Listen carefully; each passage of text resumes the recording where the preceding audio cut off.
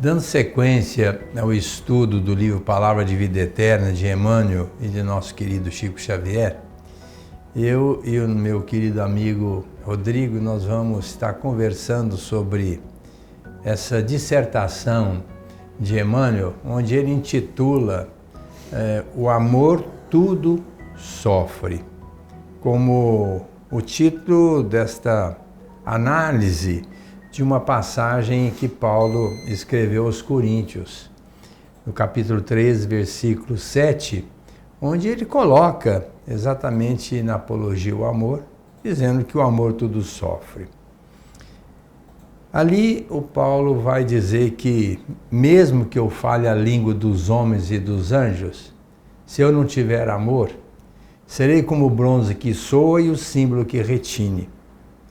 Mesmo que eu tenha o dom de profetizar, conheça profundamente a ciência e o mistério, se eu não tiver amor, nada sou.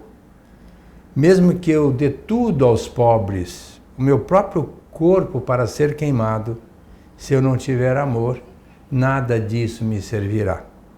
Porque o amor é paciente, é benigno, não se ufana, não se ensoberbece, não se regozija com a injustiça, mas alegra-se com a verdade. O amor tudo sofre, tudo espera, tudo crê. Então, quando eu era criança, eu pensava como criança. Agora que sou adulto, penso como adulto. Permanece entre nós a fé, a esperança e o amor. Mas o maior dentre eles é o amor. E Emmanuel vai aproveitar apenas um pequeno detalhezinho dessa apologia ao amor que fez Paulo nessa carta aos Coríntios, quando ele disse, o amor tudo sofre. A gente sabe, conforme o Emmanuel coloca, que em nome do amor se faz muitas absurdidades. E aí vai requerer da parte daquela pessoa que está sendo agressiva, está sendo agredida pelo agressor, que ela tenha resignação, que ela tenha aceitação, entendendo que esse sofrimento é em nome do amor. É a única maneira da criatura se libertar, porque de outra forma ela vai se acrisolar cada vez mais. Eu agora vou passar aqui para o meu amigo tecer considerações sobre essas análises de Emmanuel que são muito interessantes. E Emmanuel nos traz, né, doutor, essa visão de que o amor ele é diferente muitas vezes do que a gente acredita ser. Porque às vezes a gente acredita que esse aprisionar, esse querer muito bem, querer estar próximo, isso também é amor. E muitas vezes a gente vai ver que não, que são coisas simples, porém que nós não damos muita atenção. Tem uma historinha do Chico Xavier que ele está num ponto de ônibus, esperando o ônibus para ir até um cartório. E o ônibus vem chegando. Quando o ônibus para ele subir, ele vê um menino de mais ou menos uns 5 anos de idade correndo em direção a ele, né, aflito, assim como se precisasse de alguma coisa. E o Chico olhando aquela cena, né, espera o menino ou pega o ônibus. E ele fala para o motorista, pode tocar que eu preciso esperar o menino aqui. E aí o ônibus vai embora, obviamente, né, ele se atrasa, provavelmente. E o menininho vem, tio Chico, tio Chico, tio Chico. Eu vim aqui porque eu queria saber se o senhor pode me dar um beijo. E o Chico abraça aquela criança, dá um beijo carinhoso nele, né, fica ali mais um tempo aguardando o próximo ônibus. Isso é amor. Amor é dar atenção às pequenas coisas. Amor é ter indulgência. Imagina o nosso protetor, o nosso querido amigo espiritual, o quanto o amor ele nos tem. Porque ele tem principalmente a indulgência. Se nós imaginarmos uma mãe ou que esteja ali em situação grave de saúde, de cama, quase no seu momento final, vamos imaginar que essa mãe tenha 2 filhas. E aí uma das filhas deixa sempre a porta meio aberta e ela entra com carinho, oferece água para a mãe. Em silêncio, segura a mão da mãe. Faz ali tudo que a mãe pede para auxiliá-la. E essa filha sempre diz, mãe, eu vou estar aqui, qualquer coisa me chama. É um amor que respeita, é um amor com carinho, é um amor que entende o momento. Mas a outra filha tem aquele amor e aquele apego de, mãe, você está respirando? Mãe, você fez isso? Mãe, ó, eu tô aqui. de ficar em cima, de ficar forçando, desesperada para a mãe não partir. Isso é amor? Ou isso é apego? Isso é paixão? Então, vindo um espírito de luz conversar com as duas, explica a situação. E uma fala, por que você deixa a porta aberta? Aí é um respeito ao momento dela. E a outra, não, é para que ela não desencarne, porque eu gosto muito dela. E essa lição nos mostra que muitas vezes a gente entende que amor é algo, mas talvez não é. Porque amor, como nos diz Emmanuel, é esse que respeita, é esse que entende o momento, é esse que liberta. É quase a mesma coisa, mas é uma linha tão sutil que divide uma coisa da outra e muitas vezes a gente não tem muita atenção ou entende se realmente aquilo é um amor verdadeiro. E Emmanuel nos traz essa linha muito bem clara. E o Paulo vai exatamente nessa apologia ao amor valorizar que ele está acima de qualquer condição. Às vezes a pessoa se acha um erudito, é uma pessoa que conhece muito, intelectivamente ele é um expoente. Mas se não tiver amor, o que serve para ele? Nosso André Luiz era um cientista, descobriu a doença de Chagas. Lá no Rio de Janeiro era o Dr. Carlos Chagas, por isso que a doença chama doença de Chagas. Contribuiu muito para a humanidade ser tratada pela medicina no que diz respeito à doença de Chagas. Mas isso não foi suficiente para ele chegar no plano espiritual e está muito bem. Pelo contrário, ficou 8 anos no umbral, sendo chamado de suicida. Porque, paralelamente também, ele atravessou algumas limitações que eram proibidas no que diz respeito ao direito do outro. Isso lhe custou um sofrimento muito grande. Ele não teve esse respeito, essa compreensão, essa valorização destas pessoas e atropelou-as de alguma forma, pelo fato dele ser uma pessoa diferenciadíssima, muito respeitada, muito conceituada. Então a gente começa a pensar, talvez as pessoas mais simples tenham mais amor do que essas pessoas mais dotadas intelectivamente. Quando eu conheço profundamente a ciência, os mistérios, às vezes a pessoa estuda, sabe como é que é, mas não faz, não adianta. Mesmo que eu tenha o dom da profecia, às vezes é um médium famoso, conceituado, mas faz descaso da pessoa que está ali querendo falar com ele, como é o caso aí do Chico. Você imagina, o Chico foi a maior sumidade que nós tivemos dentro da doutrina espírita, aqui até hoje. Deixa de pegar o ônibus para atender uma criança que queria apenas um beijo. E assim a gente começa a analisar e não existe meio amor, não é? Ou você ama ou não ama.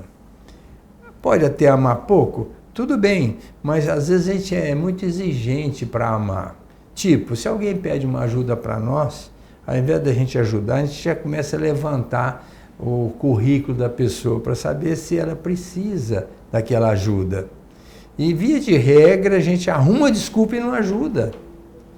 Aí fica complicado.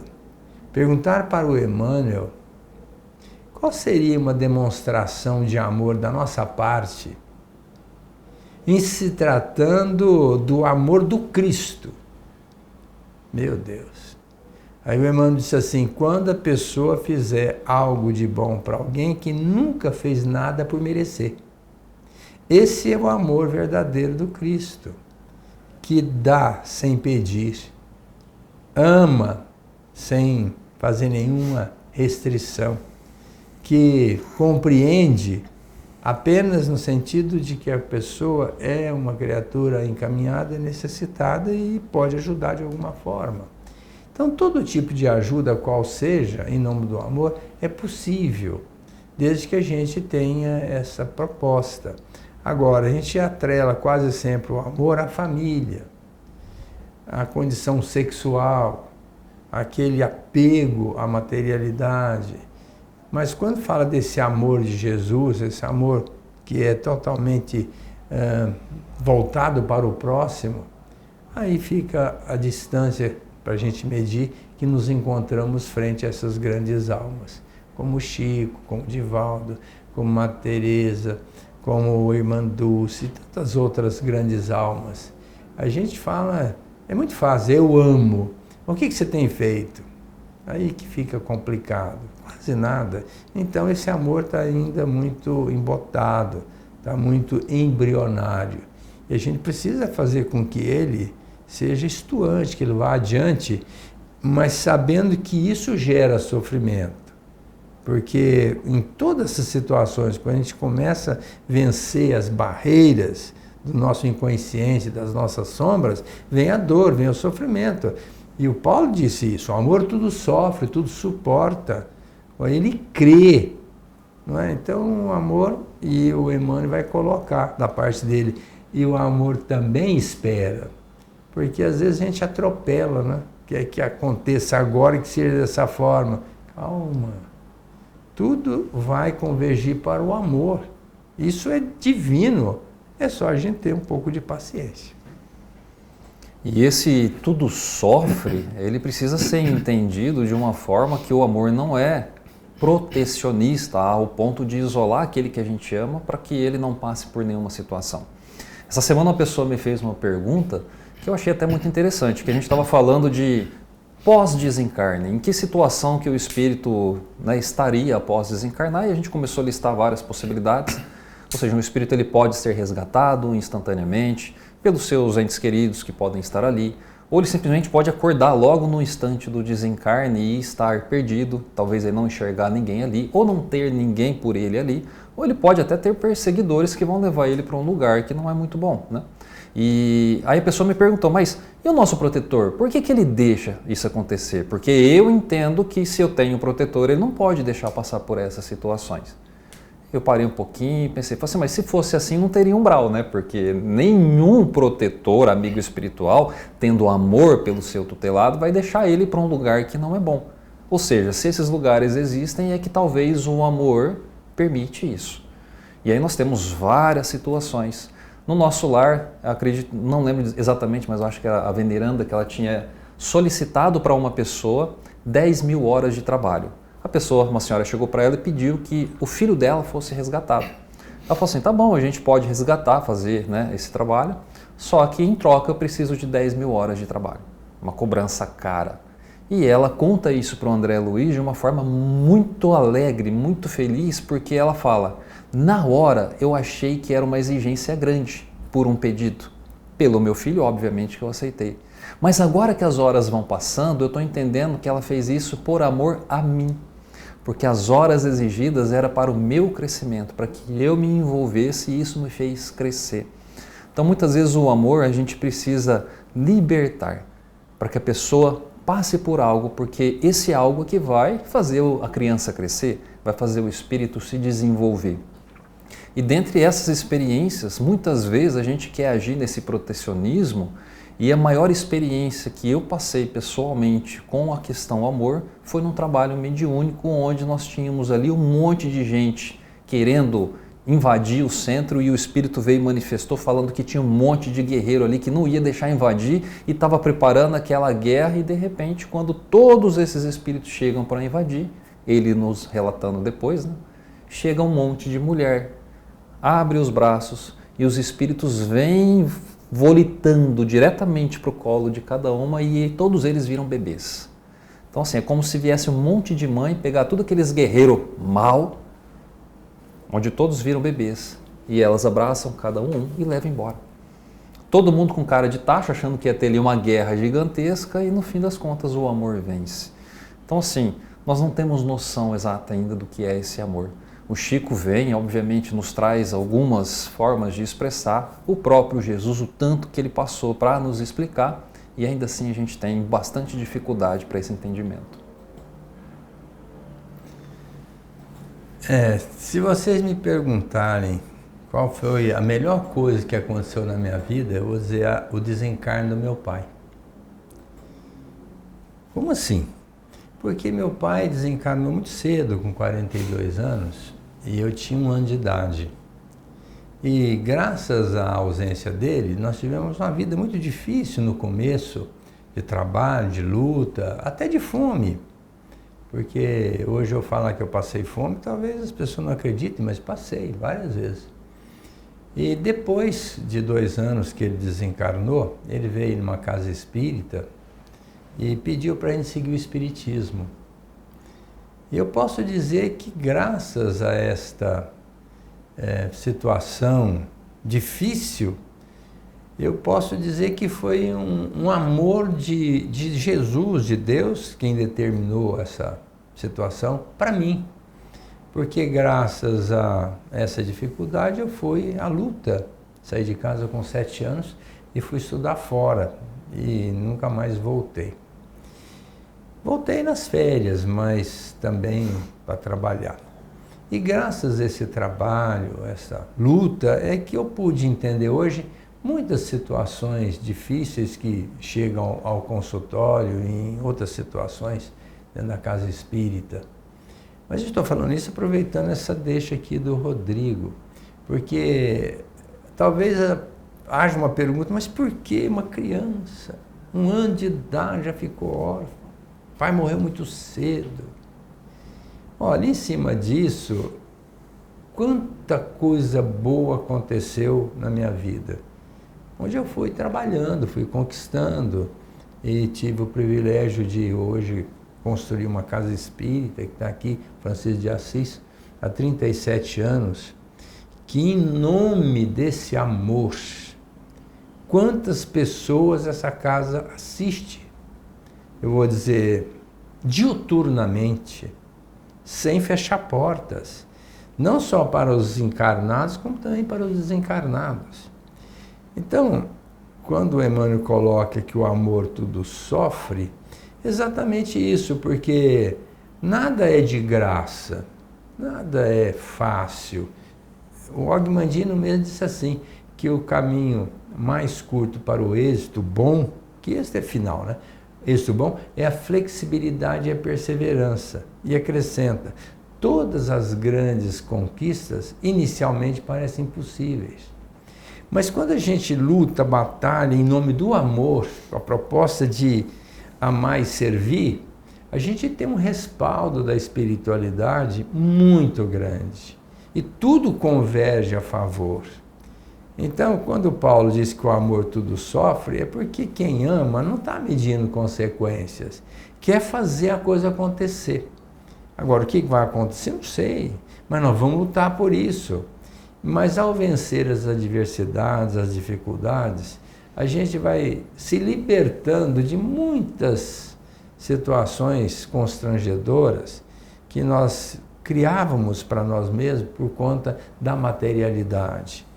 Esse desprendimento que, segundo os benfeitores disseram a Kardec, que quando ele perguntou se a maior virtude seria a humildade, benfeitor, sim, lógico, mas tem uma outra que não perde para ela, que é o desinteresse pessoal. Que quem não tem interesse pessoal já alijou de si o egoísmo, ou pelo menos está lutando para afastar esse egoísmo, que é a grande chaga da humanidade. Então, quem ama é incompatível com o egoísmo. Pelo contrário, vai desenvolver a virtude do altruísmo, de servir. Porque se a pessoa disser assim, mas eu amo tanto a humanidade, o que você tem feito? Nada. Então não bate, não fecha. Porque quem ama vai fazer alguma coisa para minimizar a dor alheia, o sofrimento alheio. E isso gera sofrimento. E um detalhe, Emmanuel coloca, o amor também sabe esperar. Porque a gente sabe que nada é de graça e não acontece assim de momento. É uma conquista. Jesus vem há 2000 anos, em nome desse amor incondicional a nós, esperando a nossa redenção. Sabendo que cada um vai fazer sua própria construção espiritual com seus conceitos, com seus ensinamentos. Agora, seria muito fácil se Jesus chegasse aqui e colocasse uma auréola de santidade na nossa cabeça. Santo Aguinaldo. Ah, seria ótimo, né? Mas não é bem assim. As virtudes são as vestes nupciais para o reino celeste. E nós estamos aqui só para adquirir as virtudes. O amor, logicamente, é o maior sentimento que a gente possa ter, mas nós temos que trabalhar todas as nossas sombras, todas as nossas dificuldades, transformando-as em virtudes. E quando a gente chega nesse ponto, lógico, liberto da matéria, liberto desse claustro, dessa clausura que é o nosso corpo, desse planeta que é de expiação e provas, estaremos abalizados para outros planetas mais evoluídos. Lógico que isso não é do dia para a noite, mas se nós entendermos assim, nós vamos fazer tudo para minimizar a dor alheia, construindo, em nome do amor, a felicidade das criaturas, o que certamente estaremos construindo a nossa própria felicidade. E não tem como amar se a gente não tiver fé. Não tem como a gente ter o verdadeiro amor se a gente não entender o que está por trás. Nós temos vários casos, é fácil a gente falar de amor não pelos nossos exemplos, mas de tantas pessoas maravilhosas que passaram por aqui, porque é exemplo, são as ações.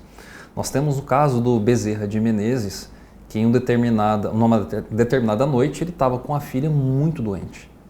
E ele estava cuidando dela, muita febre. Só que nesse momento bate uma mulher à sua porta, também com a filha dela, na mesma situação, ou passando por muitas dificuldades. E ele precisava de alguma forma ajudar, mas como ele vai ajudar e vai deixar a filha? Ele é um só, ele precisa ajudar uma ou outra. Mas ele foi ajudar a outra menina. E aí, né, fica aquela coisa, e agora, a minha filha ou a do outro? Ela foi na do outro. E ele passou a noite com essa menina, trabalhando ela, né, para que ela baixasse a febre, para que ela estivesse melhor. E na manhã seguinte, a menina já estava bem, e quando ele retorna para casa, a sua filha também estava bem. Então, muitas vezes a escolha, ela é difícil. O amor, ele é difícil. A gente acha, não quero voltar a reencarnar, porque, né, se eu vier, eu venho para descansar, a gente acha que a gente está ali, ó, no topo, né, do sentimento. Amar é como você estiver debaixo de algum lugar, onde tem um precipício e você tem em cada mão uma criança, a sua e a de outra mãe. Imagina que você está numa situação de risco, penduradas as duas, e você tem que escolher. Você só pode salvar uma porque você não vai aguentar puxar as duas. Teu braço está ficando cansado. Você tem que soltar um filho. Você vai soltar o seu ou você vai soltar o da outra mãe?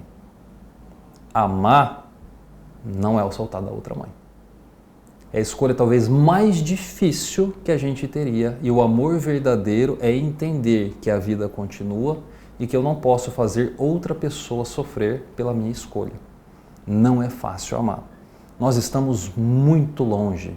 Nós temos a Maria de Nazaré que quando desencarna, ao invés dela ir aos braços de Jesus, ela vai lá no Coliseu, onde as pessoas, os velhos, as velhas, as crianças estão sendo atrocidadas, estão sendo comidas pelos leões. Vai estar com os seus. Pela intuição, abraçar aquelas crianças, aquelas pessoas e pedir para uma menina cantar. Cantar para que todos estejam felizes no momento do desencarne, para que ela vá com eles. São escolhas tão difíceis, mas é difícil a gente ter uma escolha dessas se a gente não souber como as coisas funcionam. O que é ter a fé? O que acontece após a vida? O que acontece comigo, o espírito? Se a gente tiver sempre a visão da matéria, a visão do eu e do agora, a gente nunca vai amar. É preciso abrir a consciência, é preciso entender de fora da caixa como as coisas funcionam. Como aquele sábio que chegando numa montanha e vendo uma família pobre, sofrendo, com muitas dificuldades porque tinha apenas uma vaca e eles viviam desse leite, passa por um trilho e empurra a vaca de despenhadeiro abaixo. E o seu seguidor ali, aquele que aprendia com ele, falou, mas mestre, é a única fonte de renda daquela família. E ele não fala nada e vai embora. Anos depois eles passam ali novamente e ali há fartura. E aí aquele menino olha para o mestre e fala, Senhor, será que aquela família morreu? Será que aquela família agora, né, é outra? E ele vai até a casa e pergunta. E a pessoa fala, não, a gente está aqui há muitos anos. Fala, mas vocês eram pobrezinhos? Pois é, mas a gente tinha uma única fonte de renda que era a nossa vaquinha. E ela caiu no precipício e morreu. Aí a gente teve que trabalhar. A gente teve que progredir e deu muito certo. Olha o amor e a consciência daquele mestre, entendendo a situação. Então, quando Emmanuel nos traz essa visão de que o amor tudo sofre, nós precisamos, em todas as situações, entender em que momento nós podemos ajudar e em que momento o nosso amor vai atrapalhar. Ter esse entendimento é ser sábio. Mas, damos por finalizado aqui mais esse bate-papo, que foi muito bom, é um assunto que a gente gosta bastante de falar, mas fica aqui o nosso convite para que esteja conosco no próximo capítulo. Um grande abraço e até lá.